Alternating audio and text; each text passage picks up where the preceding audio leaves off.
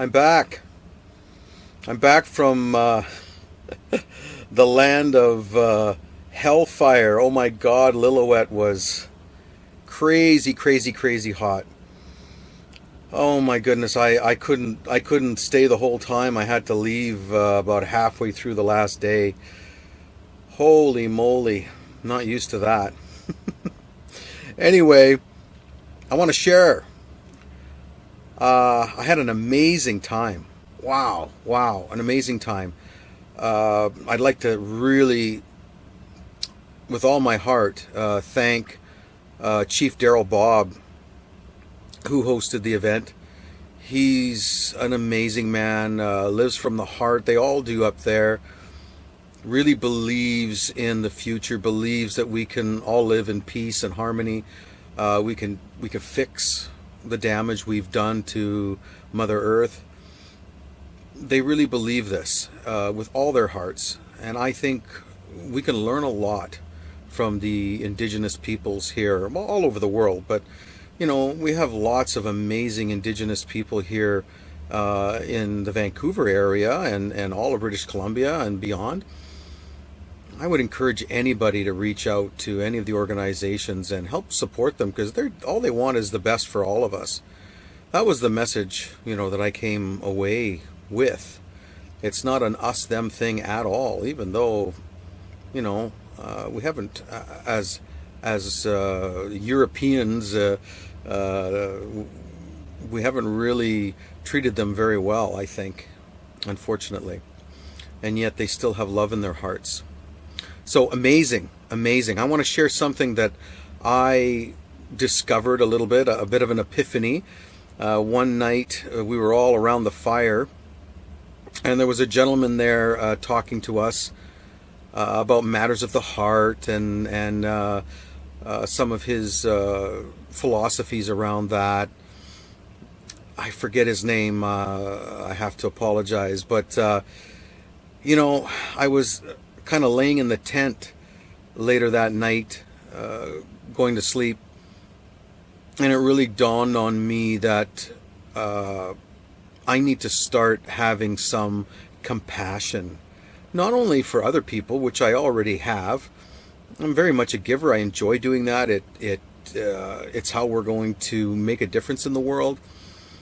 But he made a point that there's a lot of givers in the world, that practitioners especially, that have some sort of a modality, and they're good at it, and they're always helping all sorts of people, but they tend to burn out. I've seen this so much in the last few years. Friends that I've made or what have you that are, they're doing it and they still get a charge from it and they feel good about it. They feel like they're on purpose, but there's a lot of times that they're really kind of burnt out. And I've always said, who takes care of the caregiver? So one of the things that we can do ourselves is to have patience and compassion for ourselves,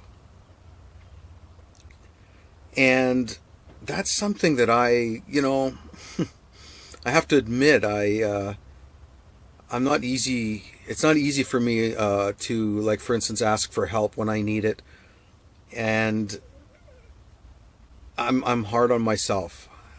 So in that moment, I realized, I've been really hard on myself. Recently, I've had a year and a half of amazing healing, and physically and otherwise, and manifesting like crazy. It's just, I could write a book. Maybe I will one day.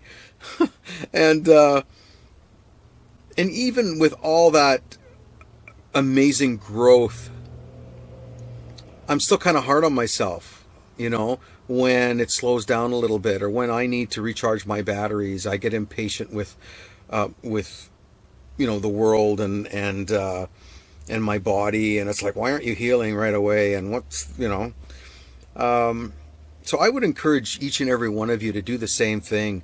Sit down and try and think about let's say the last 6 months or a year.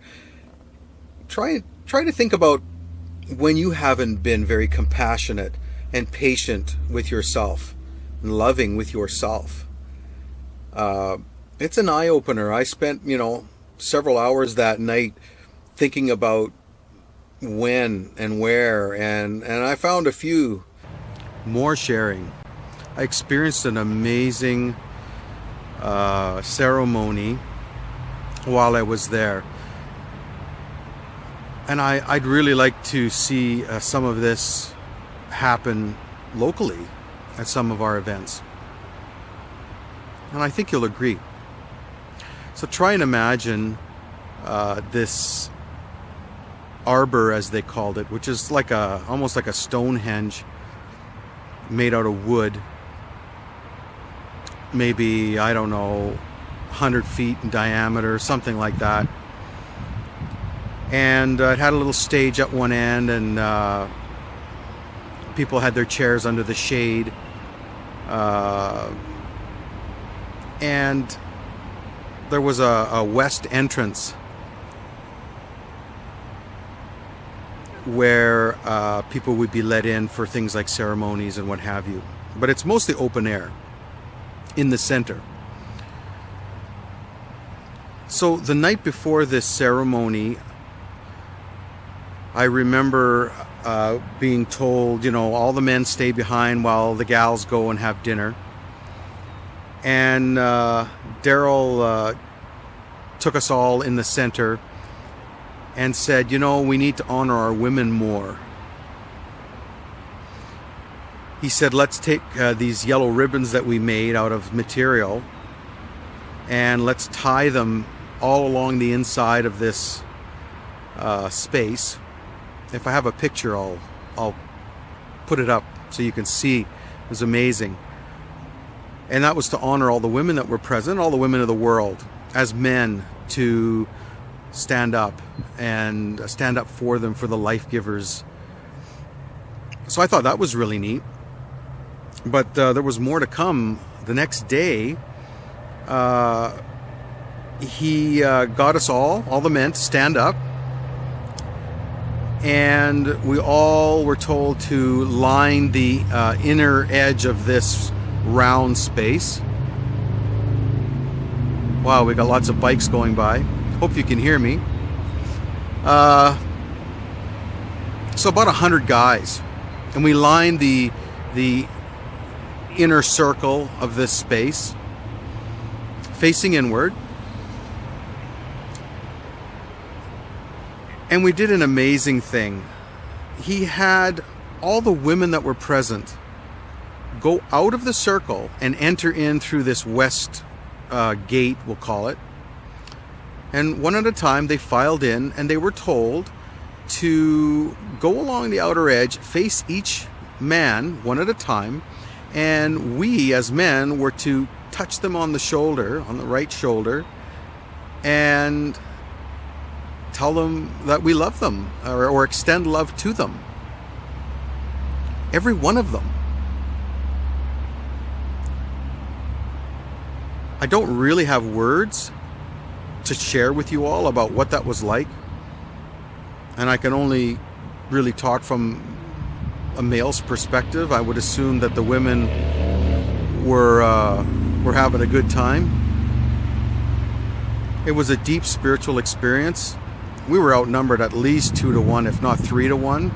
So you can imagine upwards of 300 women, everything from teenagers up to, there was one gal in a powered chair, like a wheelchair type of thing.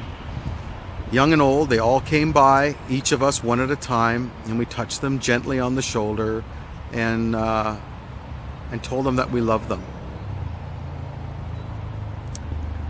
I was about 3/4 of the way through the circle. And by the time they got to me, oh my God, they were totally blown away. Some of them very, very emotional. It was a deep experience. And I know that after about 100 women had gone by, even myself, I was just, the energy in that circle, in that ceremony, Wow. Wow. And I was able to give even deeper and really channel my love energy, if you will, to each and every one of them, even more and more and more. It was just so powerful. So try and imagine we're at this event, a camping event, as many of you have been, and everybody's pleasant and nice, and it's great. But imagine walking around after this sort of a ceremony, and I've told every woman there that I love them. So we've had an exchange. Now we're friends. Now we know everyone. It totally changed the event. Totally. You know, you're walking to your tent after dinner, and you know, at least the other women that were there, we all know each other. We all say hi, how are you? Big smiles, sometimes hugs from, you know, strangers that aren't strangers anymore. Wow. Wow. Thank you, Daryl. Chief Daryl Bob from Fountain, or near Fountain Valley. You're an amazing man. Thank you for thinking that up and for guiding us men through that. Yeah.